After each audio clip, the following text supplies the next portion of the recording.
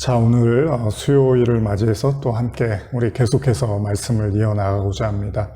오늘은 지난 시간에 이어서 율법의 남편이 죽고 은혜의 신랑으로 살다 두 번째 시간입니다. 지난주에 우리는 38년 된 병자, 요한복음 5장에 있는 38년 된 병자 이야기를 통해서 38년의 의미가 무엇일까를 살펴보던 가운데서 이스라엘 백성들이 광야에서 가데스 바네아에서 또 가나안까지 이르는 그 과정에서 38년의 시간을 또 나누어 봤죠. 그 38년의 시간은 하나님께 원망했던, 가나안을 목전에 두고도 하나님을 믿지 못해서, 약속의 땅임에도 불구하고 하나님을 믿지 못해서 대성통곡하고 원망하던 그들에게 하나님이 주신, 어떻게 보면은 형벌과 같은 시간이었죠.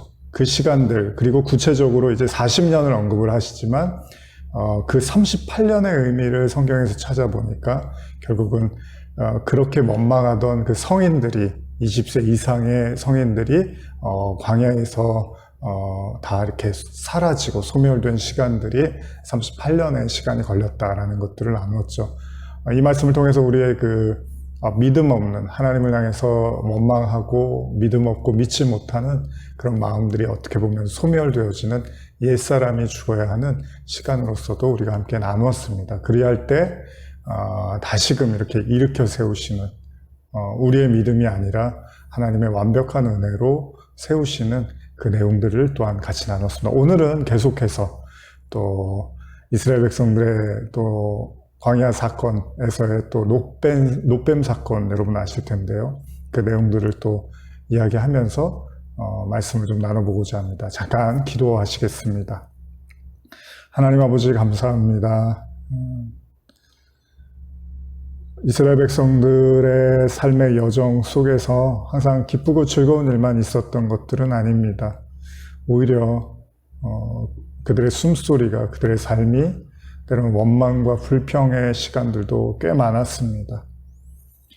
그러다 보니까 광야에서 하나님을 향해서 그들이 했던 모습들이 어쩌면은 그렇게 덕이 되고 은혜가 되는 모습이 아닐지도 모릅니다. 그러나 중요한 사실은 이러한 말씀도 통해서 우리가 주목해야 될 것은 하나님이 어떻게 말씀하시는가일 것입니다. 오늘도 그 하나님의 말씀을 통해서 우리의 모든 연약함과 또 믿음 없음과 여러 가지 부족함들을 통해서 하나님의 말씀들을 더욱더 깊이 청종하게 하여 주시옵소서. 감사드립니다. 예수님의 이름으로 기도합니다. 아멘. 자, 그러면 우리 함께 오늘 민수기 말씀을 좀 시작을 할 텐데, 제가 요새 이렇게 따로 수요 말씀 영상 자막이 따로 말씀 자막이 제공되지 않고 있는데, 그러다 보니까 아마 좀 말씀을 좀 이렇게 듣기만 하는 것이 또 딱딱하실 수도 있고 그러실 수 있는데, 좀 제가 적절하게 현대어 성경을 같이 좀 읽어가면서 여러분들이 조금 더 편안하게 또 들으실 수 있도록 그렇게 해보고자 합니다. 민수기 21장 1절 이하인데요. 제가 한번 이건 현대어 성경으로 읽어드릴 때 여러분들 천천히 한번 이야기를 듣듯이 한번 들어보셨으면 좋겠습니다. 가나안 남부지방에 사는 아랏 왕은 이스라엘 백성이 아다림 길로 온다는 소식을 듣고 그들과 싸우러 나왔다. 아랏이 이스라엘 백성을 무찔러 몇 사람을 사로잡아 끌고 갔다. 그러자 이스라엘 백성이 여호와여, 우리가 이 백성을 모두 쓰러뜨리도록 해주신다면 우리가 전리품을 모두 여호와께 바치겠습니다. 우리가 저들이 살고 있는 성을 모조리 쓰러뜨리게 해주십시오 하고 서원하였다. 여호와께서 그들의 간청을 들으시고 가나안 사람들을 모조리 쓰러뜨리게 하셨다. 이스라엘 백성은 그곳 사람들뿐만 아니라 성읍까지도 모조리 쓸어버렸다. 그래서 그곳 이름을 파멸이라는 뜻으로 호르마라고 지어 불렀다. 이렇게 하나님께서 은혜를 베푸십니다. 그들의 적들을 무너뜨리시는 큰 은혜를 받죠. 그리고 나서 이제 4절은 뭐라고 기록되냐면, 이스라엘 백성은 호르산을 떠나 에돔 땅을 비켜 돌아가려고 홍해길로 갔다. 이렇게 길을 돌아가자 힘이 든 백성들은 분통을 터뜨리며 하나님과 모세에게 불평을 늘어놓았다. 어쩌자고 우리를 애굽에서 이 광야까지 끌고 나왔소. 도대체 이곳에서 죽일 판이요? 여기는 먹을 것도 마실 물도 없지 않소. 만나를 먹는데도 이제 진절머리가 났소. 이제 하나님께 또 원망을 시작을 합니다. 그러자 여호와께서 이스라엘 백성이 사는 곳에 불뱀들을 보내셨다. 많은 무리가 불뱀에 물려 죽었다. 무리가 모세에게 몰려와 애원하였다. 우리가 하나님께 함부로 입을 놀리고 당신께도 함부로 말을 하였습니다. 그러니 용서하시고 제발 우리를 위해 뱀들이 사라지도록 여호와께 기도해 주십시오.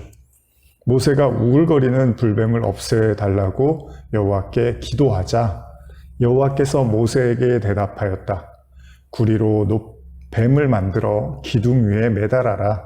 누구든지 불뱀에 물린 사람이 그 구리뱀을 쳐다보기만 하면 죽지 않고 나을 것이다. 모세는 여호와께서 명하신 대로 구리로 뱀을 만들어 기둥 위에다 매달아 놓았다. 불뱀에 물린 사람이 이 구리뱀을 쳐다보기만 하면 죽지 않고 나았다. 이스라엘 백성들을 하나님이 돌봐주시고 적도 무찔러 주시고 그들이 원하는 대로 바라는 대로 또 은혜를 해주셨어요. 그런데 또다시 그들에게 어려움이 처하자 하나님께 모세에게 불평을 늘어놓게 되는 거죠. 자주 하는 얘기죠. 어쩌자고 우리를 애굽에서 이 광야까지 끌고 나왔소. 혹시 여러분들 중에 신앙생활을 이제 하나님을 좀 더 깊이 만나고 말씀을 좀 더 깊이 이해하면서 혹시 이런 마음이 드시지는 않나요? 어쩌자고 하나님 나를 이렇게까지 이 곳으로 나를 끌고 오셨습니까? 어쩌자고 내가 하나님을 믿고 여기까지 왔을까? 여기 보면 물도 없고 먹을 것도 없고 이런 표현들을 많이 쓰잖아요. 그 얘기는 뭐냐면 항상 제가 설교할 때도 드리지만 하나님을 믿는다고 하지만 때로는 일반 사람들이 누리는 복, 누리는 은혜, 누리는 삶의 기쁨 그것조차도 아닌, 그것조차도 없는 것 같은 그런 어떤 답답한 심정이랄까요? 그런 어떤 공고한 마음이 들 때가 있겠죠. 지금 이스라엘 백성들도 그런 말을 하는 거예요. 도무지 하나님을 믿고 따라오는 것이 이렇게 풍요롭고 즐겁고 행복해야 되는데 오히려 생존까지도 위협을 받는 이런 상황이 너무 싫고 그래서 뭐라고 하냐면 여기 만나를 먹는데도 이제 진절머리가 났다 이런 표현도 쓰는 거죠. 만나를 더 이상 먹고 싶지 않다는 거죠. 그러니까 맛이 없고 그렇죠? 여러분들도 만나에 대한 이야기를 듣지만 그러니까 일종의 꿀과자 같은 어떤 느낌인데 이제 먹으면 이제 질린 거죠. 계속 먹으니까. 그러니까 하나도 이제 만족스럽지가 않다는 거예요. 근데 여러분들이 이제 이런 본문을 보시면 사실은 여러분들이 어떻게 보면 여러분들이 진짜 신앙생활을 제대로 하고 있으면 이런 이스라엘 백성들의 모습이 없어지는 게 아니라 신앙생활을 어떻게 보면 더 하나님을 믿고 의지하고 또 쫓아가다 보면 지금 이스라엘 백성과 같은 모습의 그런 고백을 오히려 하게 될 거라는 거죠. 이런 게 그냥 난 처음부터 이런 마음이 없었고 지금도 없고 앞으로도 없을 거야. 그게 물론 좋아 보입니다. 그리고 그렇게 살 수 있으면 감사하고 은혜인데 정말 여러분들이 하나님의 끌고 가는 그 십자가의 길, 광야의 길, 진리로 향한 길, 가나안으로 향한 길을 가다 보면 이런 말들이 나올 수밖에 없을 거라는 거예요. 그게 왜냐하면 인간의 한계라는 거죠. 물도 없고 먹을 것도 없고 즐거울 일도 없고 뭔가 되는 것 같지 않은 내 뜻대로 되는 것 같지 않은 이런 일들이 계속해서 놓이게 될 거라는 거죠. 문제가 생겼습니다. 이런 이스라엘 백성들에게 하나님이 불뱀을 보내십니다. 그리고 나서 많은 무리가 불뱀에 물려서 죽게 됩니다. 사실 우리가 하나님의 은혜, 사랑 이런 거 이야기하잖아요, 항상. 그러다 보면 이런 본문들을 보면 좀 사실은 한편으로는 당황스럽죠. 하나님의 은혜고 사랑이고 인내하시는 분인데 이렇게 원망 좀 했다고 해서 이런 불뱀을 보내시고 이렇게 죽이시면 너무 무섭다, 하나님이. 이제 왜 그렇게만 이해할 수 있잖아요. 근데 이제 성경을 그렇게만 볼 문제는 아니죠. 이것을 통해서 이제 하나님의 어떤 말씀을 하시는 거잖아요. 사람들이 이제 뭐라 그러냐면 21장 7절에 우리가 죄를 졌습니다. 우리가 이렇게 하나님을 함부로 말하고 함부로 비난했습니다. 그러니까 우리를 용서해 주시고 이 불뱀들이 사라지게 해달라고 모세에게 요청을 하는 내용입니다. 사실 이 내용도 가만히 생각해 보면 예수님께서 요한복음 3장이었죠. 니고데모와의 그 대화 이후에 등장을 하는 인자가 이렇게 광야에서 모세가 놋뱀을 든 것처럼 인자도 들려야 한다, 이런 말씀을 하시기도 하는데, 여기 보면은 갑작스럽게 그 불뱀이 나타나고 사람들이 원망한 대가로 이제 죽임을 당하는 그런 신세가 되고, 이때 하나님께서 모세를 통해서 이제 놋뱀을 만들어서 살게끔 하시는 내용이 나옵니다. 이게 이제 복음서에서 예수님이 이 내용을 한번 언급을 하시는 거죠. 근데 놀라운 사실은 그 구리뱀을 쳐다보면, 놋뱀을 쳐다보면 이제 살게 된다라는 거죠. 그리고 실제로 이제 그렇게 해서 살게 됐죠. 여러분, 이 본문이 우리에게 의미하는 게 뭘까요? 원망하고 불평했어요. 그래서 하나님이 또 어떻게 보면 심판 아닌 심판을 하셨고, 그 심판 때문에 이스라엘 백성들이 도움을 요청하니까 다시 살아나는, 사실 이런 일들이 계속해서 반복이 되죠. 이스라엘 백성들의 삶에는 뭐 이미 여러분들도 설교를 통해서 많이 들으셨지만 이런 원망과 불평이 계속 반복되고, 그래서 하나님께 징계를 당하고 다시 거기서 또 살아나는 일들이 일어나죠.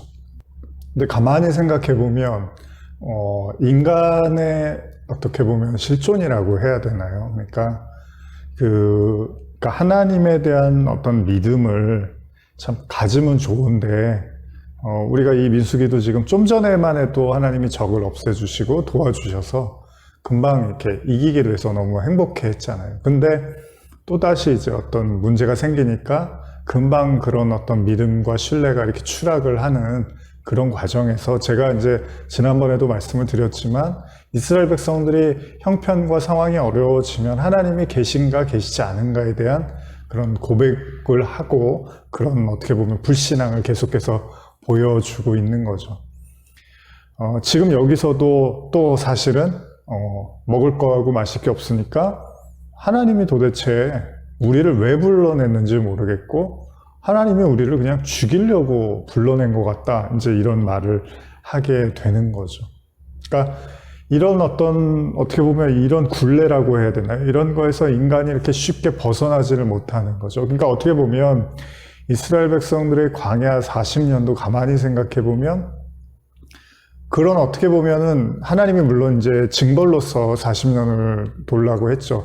그 이유가 뭐냐면 가나안 땅을 눈앞에 두고도 하나님이 약속의 땅이니까 들어가라, 내가 도와줄 거야 라고 했는데, 이스라엘 백성들이 그거에 대해서 조금도 이렇게 믿지를 못하게 됐던 거잖아요. 그러다 보니까 계속해서 하나님이 함께 하시고 도와주셔도 오히려 통곡하고 원망하고, 하나님이 우리를 저주했나 보다 이렇게 비난을 하면서 이제 그것 때문에 광야를 돌게 된 거니까, 그렇게 생각해 보면 하나님 입장에서는 40년 동안 이제 기다리신 거고, 이스라엘 백성들은 40년 동안 계속해서 이렇게 우왕좌왕한 거죠.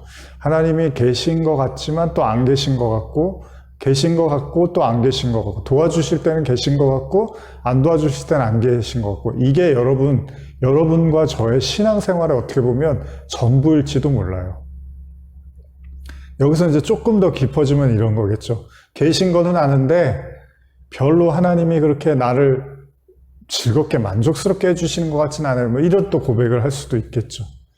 어쨌든 간에 인간이 이런 어떤 굴레로부터 벗어나지를 못하니까 이스라엘 백성 광야도 계속 이런 이제 패턴이 계속 반복이 되는 거잖아요. 계신가 안 계신가, 계신가 안 계신가. 그러다 보니까 하나님이 이제 여기서는 심판을 하세요.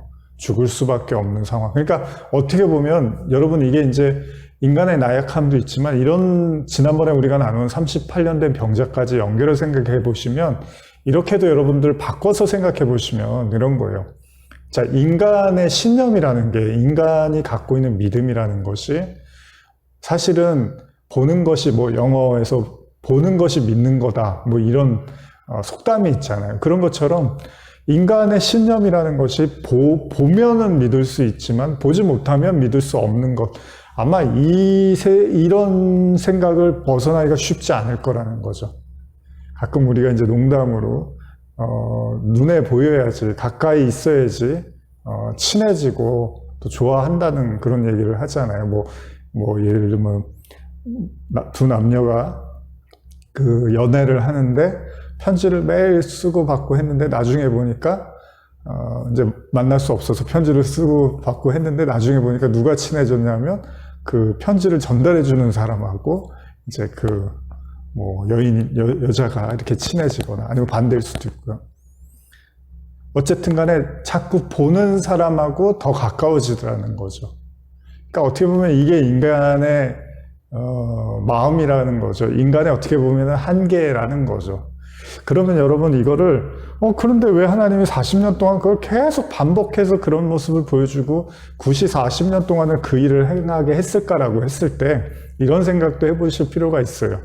인간이 그렇게 반복적인 어떤 패턴을 가지고 하나님께 나온다면 이거는 다른 좀 큰 관점에서 보면 하나님이 봤을 때 인간의 믿음이라는 것이 이렇게 어떻게 보면 형편없는 거죠. 인간이 내놓을 수 있는 믿음이라는 것이 이렇게밖에는 안 되는 거예요. 이게 이제 한계죠. 그래서 우리가 지난번에도 나눴지만은 가나안 땅에 누가 들어가냐 하면 정탐꾼 중에도 여호수아 갈렙을 제외해서 나머지 모든 이스라엘 백성들 20세 이상의 어른은 못 들어가는 이런 상태가 된 거예요.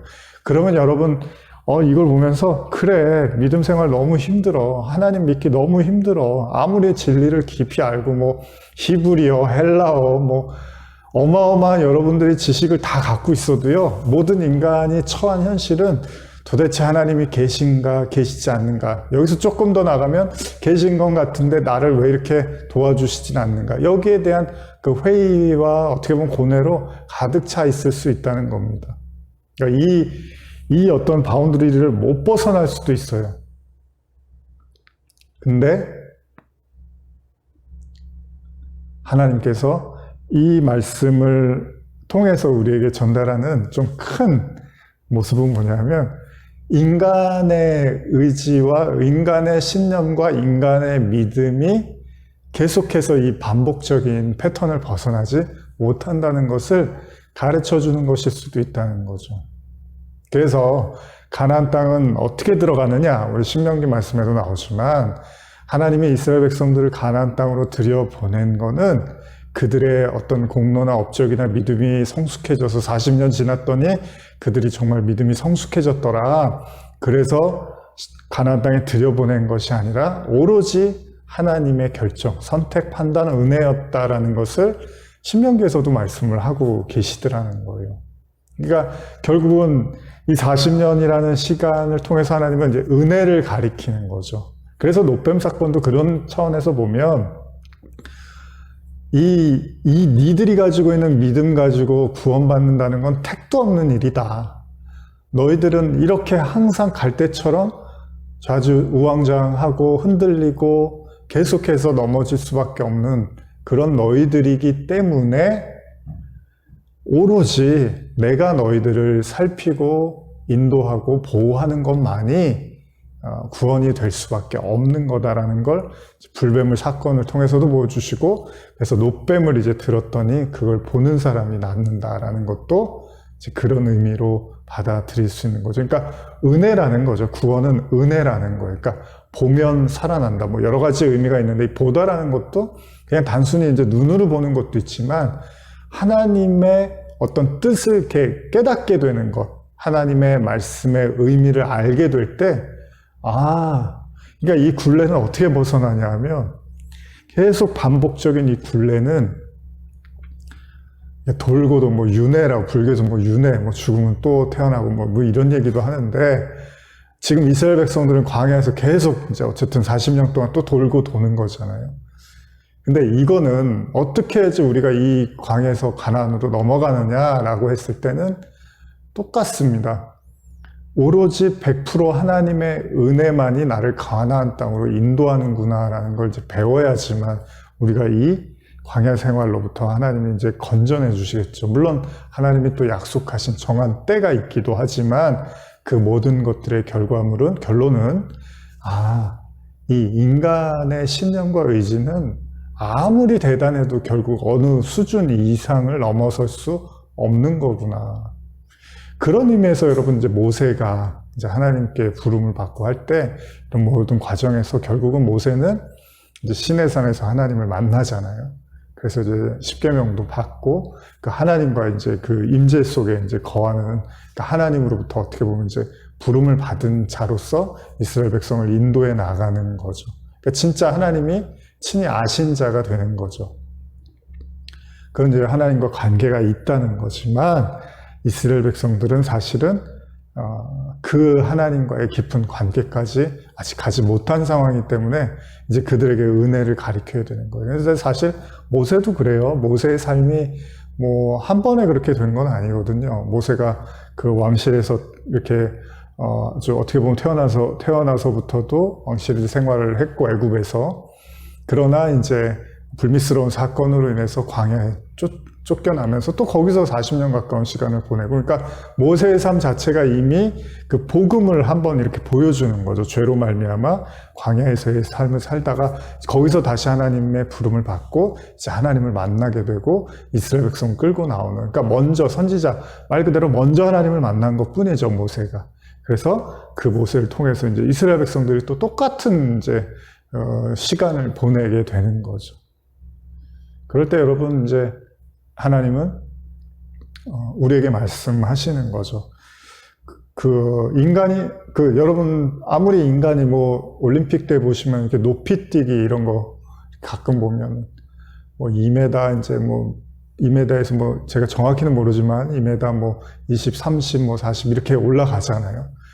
거기에 이제 어느 정도 딱 그 수준이 되면 거기서 1cm, 2cm가 막 정말 이제 무게감이 달라지는 거잖아요. 무슨 말이냐면 아무리 인간이 높이 뛰어봤자 3m는 아직 못 넘는 거잖아요. 장대 뭐 높이 뛰기가 아닌 이상 3m 맞죠? 제가 제대로 잘못 아는 게 아니라면 아무리 높이 뛰어봤자 인간이 3m를 혼자 훌쩍 뛰어넘을 수는 없겠죠. 뭐 다른 도움을 받지 않고요. 그런 것처럼 그 한계치라는 게 있다는 거죠. 그러다 보니까 지금 광야 생활은 계속해서 그런 인간의 한계, 믿음의 한계를 보여주고 있는 그런 내용들을 담고 있습니다. 근데 여러분 이런 모습에서 이제 오늘 더 구체적으로 나누고 싶은 게 모세에 대한 얘기인데요. 자, 이스라엘 백성들의 현실이 이래요. 이런 상황에서 이제 모세가 이런 이스라엘 백성들을 볼 때마다 이제 얼마나 막 답답하겠어요. 무슨 일만 생기면 이제 자기 죽이려고 하고 자기한테 욕하고 하나님 도대체 왜 그러냐고 하고 그러니까 모세가 정말 불안할 것 같아요. 저러다 내가 이 백성들 끌고 나오긴 했는데 참 한순간에 내가 돌 맞아 죽을 수도 있겠구나. 뭐 이런 생각을 할 수도 있을 것 같아요. 근데 정말로 놀라운 사건이 일어나죠. 민수기 20장 1절인데 이것도 제가 읽어드릴게요. 이거는 사실 민수기 21장의 사건 이전 사건인데 어쨌든 간에 먼저 제가 이제 녹범 사건을 이야기 드렸고요. 이 내용도 좀 보시면은 이스라엘 백성들 여러분들이 잘 아시는 것처럼 또 무슨 일이 일어나냐면 먹는 거, 뭐 마실 물이 없고 뭐 이러면서 또 그 하나님과 모세, 아론 뭐 몰려들어서 그 원망을 하는 사건이죠. 똑같은 얘기입니다. 여기도 제가 현대로 읽어드리면 민수기 20장 3절 우리 이스라엘 형제들이 여호와의 성막 앞에서 죽을 때 차라리 우리도 함께 죽었으면 좋을 뻔하였소. 똑같은 얘기를 계속해요. 계속 먹을 게 없고 물이 없고 이러면서 계속해서 원망을 합니다. 이때 이제 20장 7절인데요. 여호와께서 모세에게 이르셨다. 계약궤 앞에 둔 지팡이를 들고 내 형 아론과 함께 온 백성을 불러 모아라. 그런 다음 그들이 보고 있는 데서 바위를 향하여 물이 터지라고 명령하여라. 그러면 바위에서 물이 터져 나올 것이다. 그 물을 너희 온 무리와 가축까지도 마시도록 하여라. 자, 하나님이 또 은혜를 베푸세요. 계속 읽어드릴게요. 여호와의 말씀대로 모세가 가서 지팡이를 가져왔다. 모세와 아론은 바위 앞에 온 공동체를 모아놓았다. 모세가 입을 열었다. 이 반항하는 무리들아, 내 말을 들어라. 내가 이 바위에서 물이 터져 나오게 해주랴. 그가 지팡이를 든 손을 쳐들어 바위를 2번 내리치자 물이 콸콸 솟구쳐 나왔다. 온 무리와 가축들이 바위에서 솟아나오는 물을 마셨다. 여호와께서 모세와 아론에게 이르셨다. 너희가 나를 굳건히 믿지 아니하여 이스라엘 백성 앞에서 나의 거룩함을 드러내지 못하였구나. 그러므로 너희는 이 무리를 내가 주겠다고 약속한 그 땅으로 데리고 들어가지 못하리라. 자, 여러분도 아시는 내용이지만 그 모세와 아론이요, 뭐 그런 거잖아요. 이스라엘 백성이 하도 원망을 하니까 이제 하나님께서 그래 그럼 반석을 때려. 그러면은 거기서 물이 이렇게 터져 나올 거야. 그렇게 말씀을 하셨어요. 그래서 모세가 이제 그 바위를 향해서 이렇게 때리는데 그때 모세가 이 반항하는 무리들아 내 말을 들어라. 내가 이 바위에서 물이 터져 나오게 해주랴. 그가 지팡이를 든 손을 쳐들어 바위를 2번 내리치사 물이 콸콸 솟구쳐 나왔다. 이거거든요. 이 반석을 2번을 쳤어요. 그랬는데 물이 나왔어요. 그래서 다 마셔서 좋은데 하나님이 갑자기 모세한테 뭐라 그러냐면 너희가 나를 굳건히 믿지 아니하여 이스라엘 백성 앞에서 나의 거룩함을 드러내지 못했구나. 이런 말씀을 하세요. 근데 더 충격적인 건 그러므로 너희는 이 무리를 내가 주겠다고 약속한 그 땅으로 데리고 들어가지 못하리라. 더 충격적인 건 그렇게 원망하고 불평한 이스라엘 백성들을 혼내는 게 아니라 그렇게 원망하고 불평한 이스라엘 백성들에게 화를 낸, 그렇잖아요. 지도자로, 인도자로서, 가르치는 사람으로서 도대체 언제까지 이렇게 원망만 하고 불평만 할 거야 라고 화를 낸 모세를 하나님이 오히려 책망하시면서 심지어는 약속의 땅 가나안으로 들어갈 때 너는 못 들어간다고 이야기를 하고 있는 거죠. 참 충격적인 내용이잖아요. 모세 입장에서는 굉장히 서운한 이야기죠. 아니 하나님만 바라보고 그 모든 어떻게 보면 비난과 손가락질과 원망을 다 들어가면서 여기까지 이스라엘 백성들을 이끌어 왔는데 하나님께서 어떻게 그 백성들에게 화를 좀 냈다고 나를 이렇게까지 나를 버리시겠다는 건가? 나를 가나안 땅에 못 들어가고 저들을 그러니까 다른 사람들을 통해서 들어가게 하겠다는 거잖아요. 그러다 보니까 모세에게는 굉장히 이제 당황스러운 사건이 되겠죠. 근데 여러분 이 본문이 우리에게 주는 교훈은 뭘까요? 여기서 이제 하나님이 모세에게 지적하신 것 중에 하나가 나의 거룩함을 드러내지 못했다라는 표현인데 이거를 이제 제가 앞서 나눈 이야기 그 녹뱀 사건하고 조금 연결해서 생각을 해보면 여러분 이런 생각을 우리가 한번 할 수 있어요. 여러분 우리가 이제 하나님을 믿고 우리는 예수님을 통해서 십자가와 부활 이런 것들 믿고 구원에 대한 이제 마음을 가졌잖아요. 그래서 우리가 하나님의 나라를 소망하고 꿈꾸죠. 근데 하나님을 전혀 알지 못하는 사람들은 하나님의 나라가 있는지도 모르고 하나님이 계신지도 모르고 이 세상을 하나님이 창조했는지 이런 거는 모를 수밖에 없겠죠. 그렇기 때문에 그들이 하나님을 듣고 배우고 알아야지 이제 나중에 뭐 핑계를 하더라도 핑계를 할 거 아니에요. 나는 못 들었어요. 내가 복음을 한 번도 태어나서 들어본 적이 없어요. 그러면 우리가 무작정 비난할 수가 없는 거잖아요. 복음을 들어본 적도 없고 하나님이 계시다는 것도 들어본 적이 없고 예수님이 우리를 위해서 십자가를 지셨다 이런 걸 한 번도 들어본 적이 없는데 거기에다 대고서 막 비난할 수는 없죠.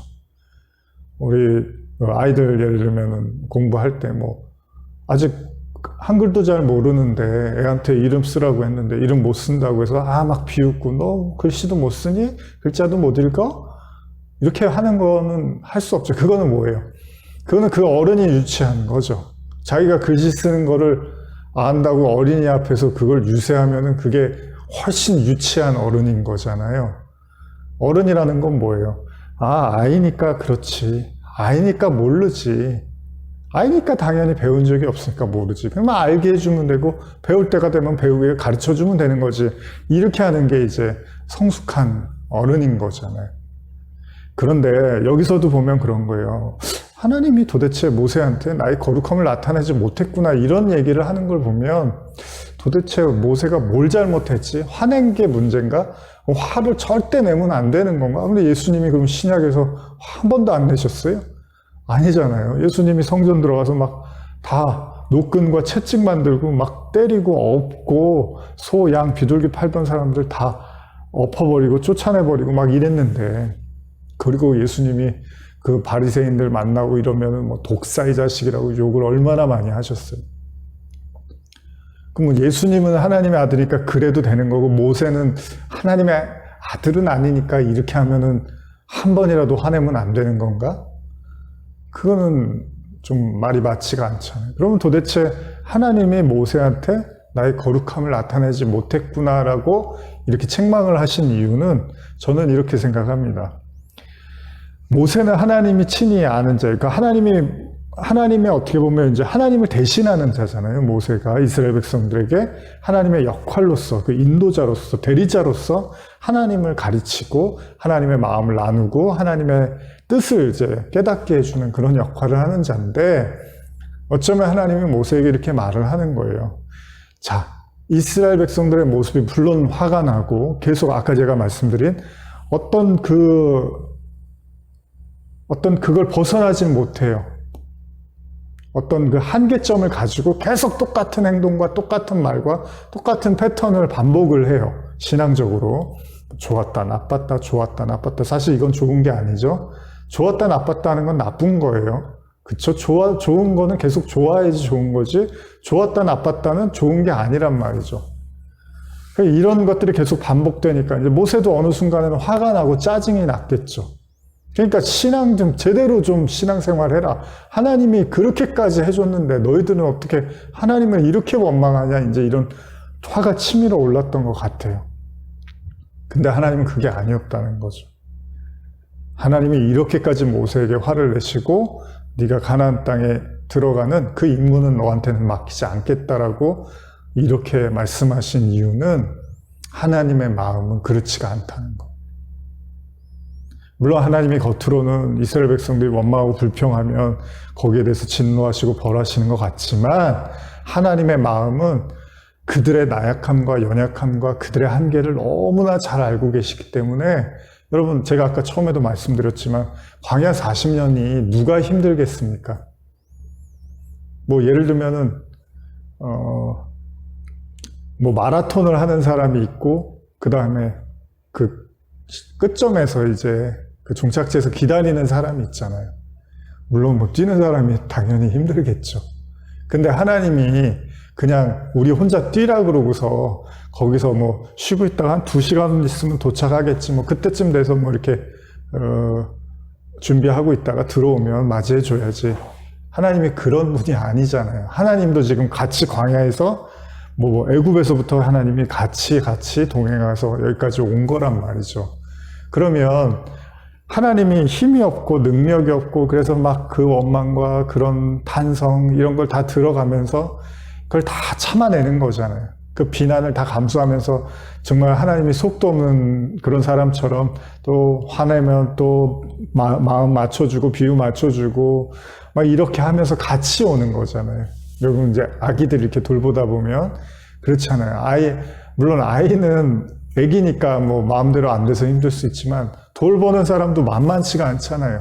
그래서 뭐 아이들 돌보다가 우울해지기도 하고 막 이런 경우들도 많이 있잖아요. 그만큼 이제 어떻게 보면 모든 신경과 모든 마음이 다 거기에 쏠려서 이제 아이를 돌봐야 되는 거잖아요. 그 하나님이 40년 딱 광야 던져놓고서 40년 후에 보자. 그리고 하나님이 어디 어디 가셔서 마음껏 뭐 쉬시다가 40년 후에 와서 아이고 고생했구나 받아줘야지, 이게 아니란 말이죠. 다 하나님이 하나서부터 열까지 다 관여하고 책임지고 돌봐가면서 40년을 해오시겠다는 거잖아요. 그건 뭐예요? 그들의 나약함을 아신다는 거죠. 우리가 아이 돌볼 때, 애기들 특히 이제 어렸을 때, 애기 때, 물론 뭐 너무 돌보다가 화나면 이제 막 화도 내고 뭐 그럴 수도 있겠지만, 그러나 우리가 함부로 아이들한테 그렇게 하지 못하는 건 아이니까, 애니까 그 이해해야 된다는 걸 알잖아요. 아무리 우리가 생각했을 때는 도대체 왜 저런 행동을 해? 왜 자꾸 저런 짓을 해? 왜 자꾸 저런 말을 해? 왜 자꾸 때를 써? 막 이렇게 해도 어른들이 다 이해하려고, 그래도 애니까, 아이니까, 애기니까 이제 이렇게 생각을 하는 거죠. 이게 하나님이 모세한테 그러는 거예요. 네가 내 마음을 모르는구나. 나는 이스라엘 백성들이 그렇게 나를 비난하고 원망하고 나에게 이렇게 모진, 어떻게 보면 말로 한다 하더라도 나는 인간의 죄와 나약함과 연약함을 너무나 잘 알고 있다. 그래서 내 백성을 내가 인내하고 기다리고 그렇게 함께하는 걸 네가 왜 모르느냐? 왜 그들에게 분노를 해서 마치 내가 분노한 것처럼 나의 거룩함을 드러내지 못하느냐라고 말씀하셨다고도 이해할 수 있습니다. 이 이야기들의 공통점이 뭐냐면, 노뱀 사건도 그렇지만 모세도 결국은 인간이라는 거죠. 그러니까 하나님을 다 대변할 수는 없는 거예요, 모세도. 그리고 여기에는 이제 하나님의 또 다른 뜻도 있죠. 우리가 다음 시간에 이제 나눠야 되겠지만은, 모세가 구약에서 상징하는 게 뭐죠? 율법이죠, 율법. 그러니까 제가 예전에 이제 다른 관점에서 설교를 좀 중점을 뒀는데, 뭐냐면 하나의 죄도 용납이 안 되는 거예요, 하나님 앞엔. 그쵸? 율법으로 하나님께 나가려면 하나의 잘못도 하나님은 용서가 안 되는 거예요. 그래서 지금 모세가 뭐 특별히 잘못한 게 없다가 여기서 이제 화 한 번 냈는데, 이것 때문에 가나안 땅에 못 들어가는 신세가 됐어요. 물론 그렇다고 모세가 구원을 안 받았다 이런 얘기는 아닙니다. 성경이 상징적으로 우리에게 보여주는 거예요. 인간은 어떤 형태로든지 간에 스스로의 거룩함으로는 절대로 천국에 이를 수가 없다라는 걸 모세를 통해서도 보여주는 거예요. 그래서 율법으로는 안 되는 거예요. 모세가 이제 율법 10계명을 받은 율법의 상징이란 말이에요. 그래서 신약에서도 모세를 율법의 상징으로 많이 쓰고 있는데, 이 모세조차도 그렇게 하나님이 친히 아시고 그 율법을 받은 모세지만, 모세조차도 율법으로는 가나안 땅에 부적격한 사람이라는 거죠. 그 얘기는 뭐예요? 이 땅에 있는 모든 인간은 하나님의 말씀을 어길 수밖에 없다는 거예요. 어떤 형태로든지 간에 하나님의 뜻과 말씀을 거스르고 어길 수밖에, 이스라엘 백성은 당연했고요. 모세도 지금 그렇게 어길 수밖에 없는 존재로 나타나는 거죠. 여기서 여러분들은 하나님 참 무섭다, 어떻게 그렇게 완벽하게 살라는 얘기인가? 이제 이렇게 생각하실 문제가 아니라 반대죠. 하나님이 인간에 대한 그런 기대치를 갖고 있지 않다는 거예요. 완벽하고 깨끗하고 거룩하고, 인간 스스로가 그렇게 하나님 앞에 딱 섰을 때 뽐낼 수 있는 그런 하나님의 인간을 기대하지 않는다는 거예요. 그래서 창세기 아브라함도 그렇게, 아브라함 얘기가 뭐 대단합니까, 여러분? 사실 그냥 이삭 기다린 거잖아요, 25년 동안. 그러다가 실수하고 죄짓고 못 믿고 갈등하고 방황하고, 그러다가 이제 나중에 믿음으로 하나님 완성시키는 거예요. 사실 뭐 대단한 얘기가 아니에요. 어떻게 보면 우리들 얘기예요. 이스라엘 백성의 얘기예요. 매일 원망하고 불신하고 원망하고 불신하고, 좀 좋았다가 믿었다가 또 원망하고 불신하고. 여기서 이제 그 너머서를 보면 인간의 한계가 여기까지구나라고 이제 하나님은 아시니까. 그러니까 하나님은 스스로를 믿지 말고 오로지 하나님만 의존하라는 진짜 하나님의 믿음을 가르쳐 주고자 하는 거죠. 은혜를 가르쳐 주는 거예요, 사실. 그러면 이걸, 그러면 뭐 이 내용은 우리가 모르지 않죠. 근데 우리의 삶에서, 우리의 인생에서, 성도의 인생에서 이게 도대체 무엇을 의미하는 걸까? 이런 이야기들이 그럼 우리의 인생에서 도대체 무엇을 의미하는 걸까? 우리의 신앙생활에서 도대체 어떤 신앙생활을 의미하는 걸까? 그럴 때 한번 이런 생각을 해보는 거죠.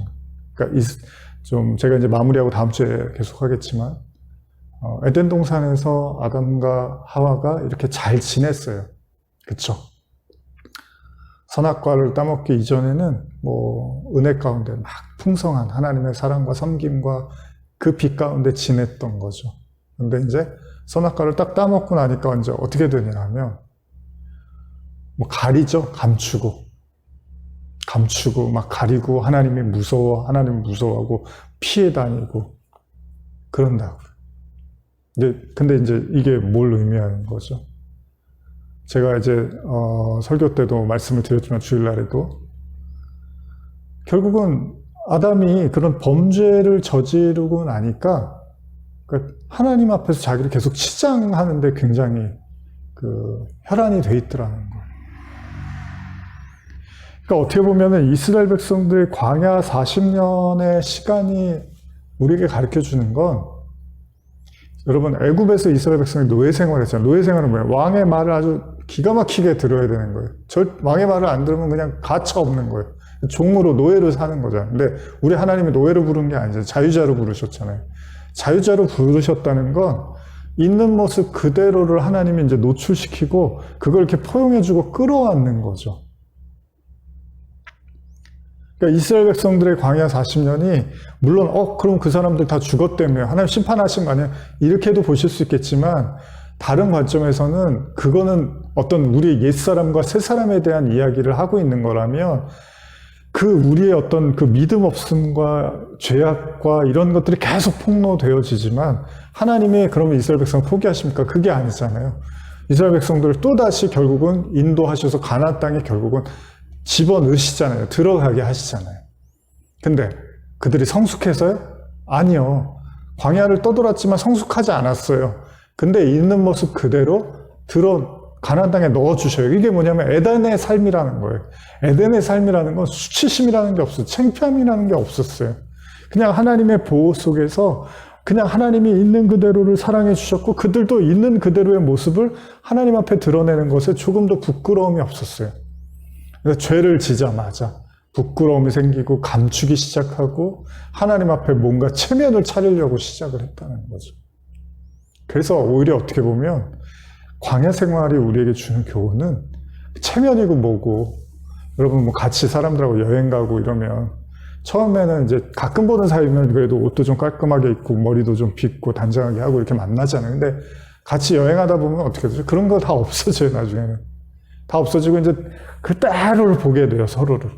그쵸? 올해 좀 한 2, 3주 여행 같이 하다 보면, 근데 다 보게 돼요. 이 사람이 어떤 사람이고. 지금도 그래요. 우리 성도분들하고 이렇게 주일이라든지 밖에서 가끔 만나니까, 가끔 통화하고 이러니까 서로에 대해서 잘 아는 것 같지만, 사실 이렇게 같이 지내봐야지 하는 거죠. 살아보면 다 보이는 거죠. 그러니까 혼인이라는 게 그런 거잖아요. 연애는 다르죠. 연애는 이제 만났다가 헤어지는 거고, 혼인은 이제 같이 사니까 다 보는 거예요. 다 보는 거. 그러니까 다 보는 거예요, 하나님. 근데 하나님 모르고 보셔요? 모르고 같이 지내다가, 너 이런 모습도 있었어? 저런 모습도 있었어?